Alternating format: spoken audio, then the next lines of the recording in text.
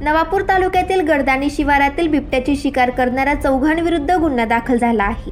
या चौघांना ताब्यात घेत वनविभागाने नंदुरबार येथील प्रथम वर्ग न्यायालयात हजर केले असता त्यांनी वनविभागाच्या कोठडीत ठेवण्याचे आदेश न्यायालयाने दिले आहेत, तर 2 जणांची प्राथमिक चौकशी करून सुटका केली आहे।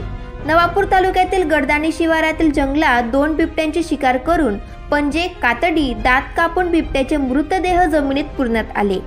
या घटनेची कानकून लागताच वनविभागाने लागलीच जंगलात जाऊन झाडाझडती केली। दरम्यान कुजलेल्या अवस्थेत बिबट्या वन प्राण्याचा सांगाडा आढळून आला। सदर बिबट्याचे 4ही पाय कापलेले, खालचा जबडा तोडलेला तसेच अर्धवट कातडी काढलेली आढळून आली। या प्रकरणाची तपासाची चक्रे फिरवीत वनविभागाने गडदाणीतील 4 संशयितांना ताब्यात घेत चौकशी केली। यातील सुरत्याखंड्या गावीत याच्या मालकीच्या पाळीव गायीला बिबट्याने हल्ला करून ठार केल्यामुळे सूडबुद्धीने विष प्रयोग करीत बिबट्याची शिकार करण्यात आली।